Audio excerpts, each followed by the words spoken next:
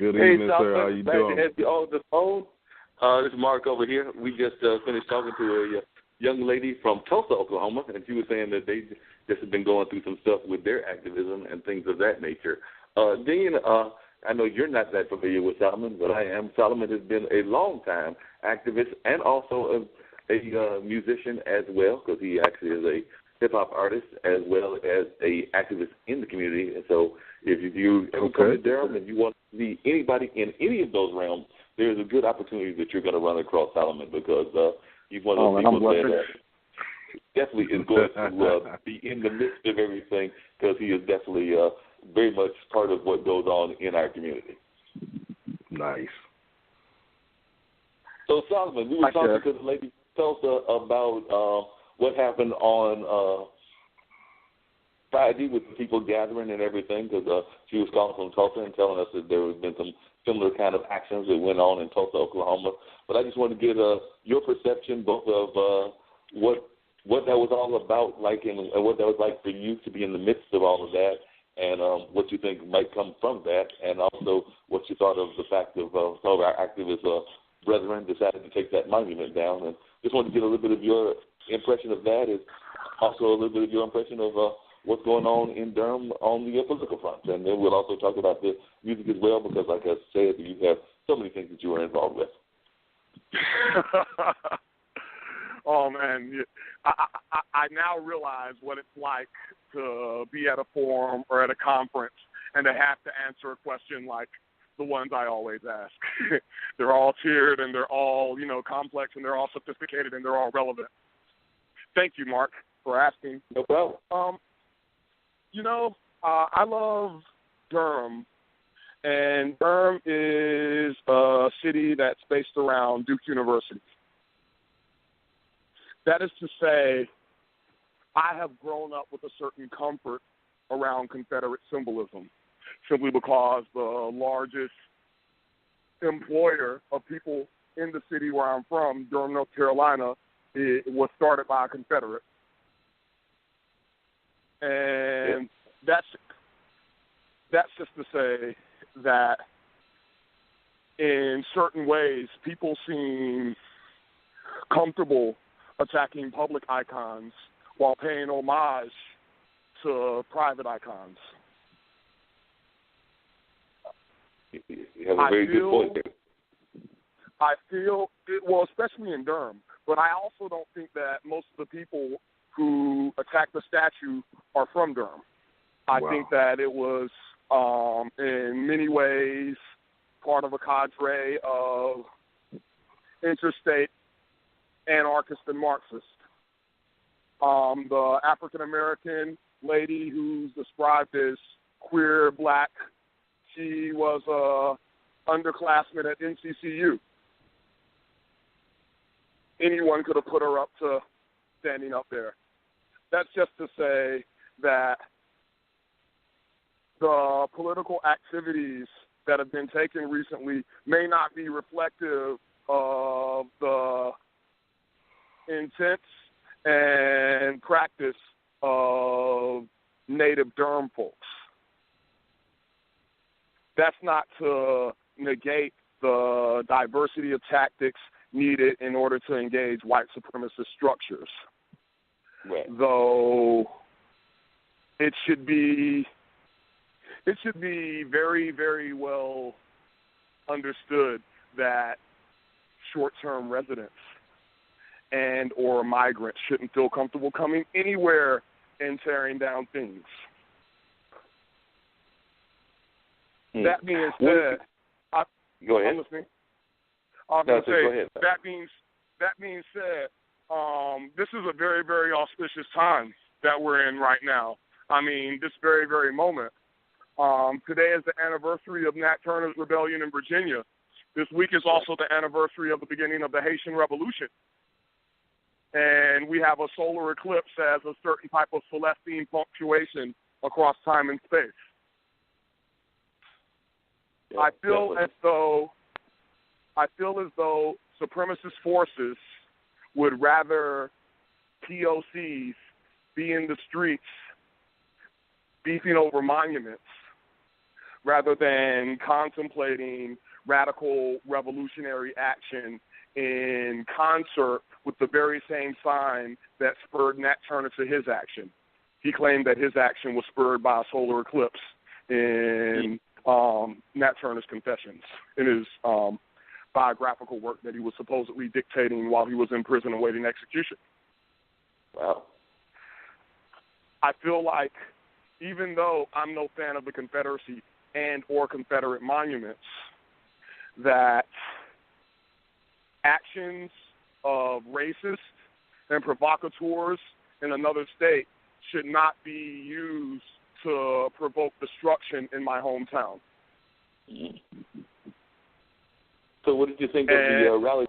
What did you think of the rally that took place on Friday? Because that rally seemed to have a lot of diverse people of all kinds of backgrounds that came to the front of Durham when they thought that the Klan was going to be marching on their city. And I understand that a lot of the movement of those people was actually done through social media. Well, it was a whole lot of Durham folks there for the rally that happened after the toppling. And I think that this was in large part due to certain commentaries from folks like myself who were amazed at the audacity of folks who ain't even from here to come through and rip stuff down, with good intents or not. We the people, all together, all humanity, are beautiful and perfect. Alone, we have our individual shortcomings, but together, we're an unrivaled force in the universe. Yeah, so it's always a beautiful thing to see us, all of us, out and about. I came out to the rally. Right. And, there were some guys out there with buck knives on their hips and, Celtic scroll work tattoo, looking like they was what we typically associate with the Klan, or what we typically associate with people who we consider to be not middle or upper class white people, which is the image that we have of Klansmen typically. I feel as though situations like these are exceptionally manipulable because they're spurred by outside instigations, and they're grounded in populations that don't necessarily have long-term native interests or histories at heart. Now, I feel like people claim they turned back the KKK, but the KKK calls themselves the Invisible Empire. All they'd have to do is take off their mask, and they could be out here with us partying, giving out water, clapping their hands, speaking from bullhorns. And it takes an acute knowledge of white supremacist notions and tactics to really get this. I was reading the Koran, which is like what the KKK calls their ritual text, the Koran. It's really funny, right? Yep. We're looking for the terrorists with the Koran when, we really should be looking for the terrorists with the Koran.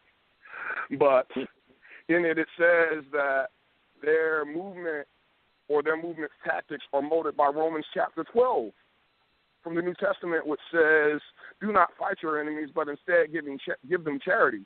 And in doing so, he curses upon their heads.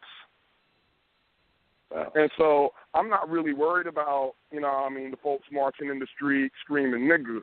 I'm worried about the folks who put on their hoods to go to their meetings, then take them off and try to look out for me, posit themselves as allies, offer me public education, and then defund it. Wow. And so that's just to say, I'm not a fan of, icons to slavery or the defense of slavery. But the people who invested their money in those statues, they're long dead.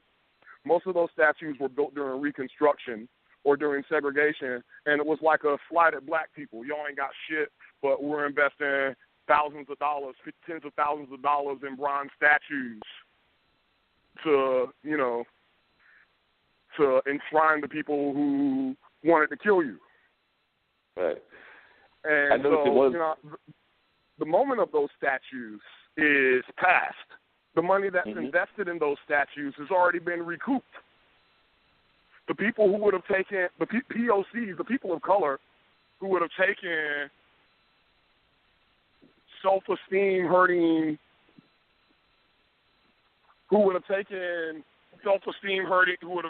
given self-esteem hurting attention to those statues, they're gone too. Right.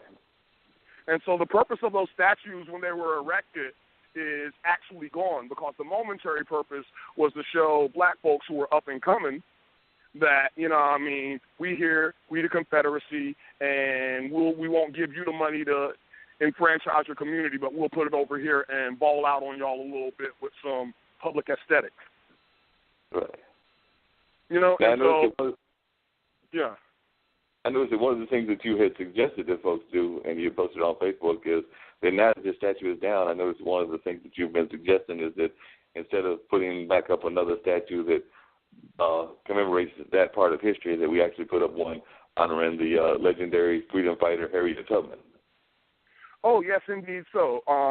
She was also a scout for the Northern Army. And so she was actually at war with the Confederacy before it was the Confederacy, freeing slaves as an abolitionist and on the Underground Railroad. In addition, when the war popped off, she lent her services to the side that would do the most for African Americans at that time. African Americans are so quick to attribute their freedoms, to the Emancipation Proclamation. When, Stokely Carmichael, Kwame Ture used to always say the North was losing the Civil War because most of it was being fought on the South, and the Southerners had native intelligence. And so Abraham Lincoln signs the Emancipation Proclamation, slaves leave their plantations, and also join the Northern Army, and 6 months later, the war is over. Right. It's obvious that African-American soldiers were the fulcrum upon which the war was won and the Union was preserved. Right. And so the African-American militant foundations of American democracy is often eclipsed in a conversation around the Emancipation Proclamation or around nonviolent protests. Yeah. Now, Sir? I said, now one of the things you mentioned before is that some of the activism that has been going on lately has been from folks not necessarily from the Durham community or from people that have moved here and are originally from here. What do you think that we can do in order to motivate those folks that are actually based here to be more involved in the activism community? Well, what I will say is this.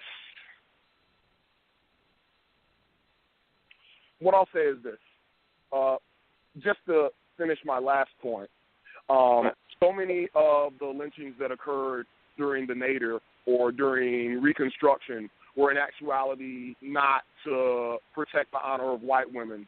They were whites going around, the KKK going around to disarm black soldiers. And after they had disarmed them, you find the first Jim Crow gun laws that say that blacks can't own weapons. But blacks were denied the right to own weapons only after they had helped the North win the Civil War.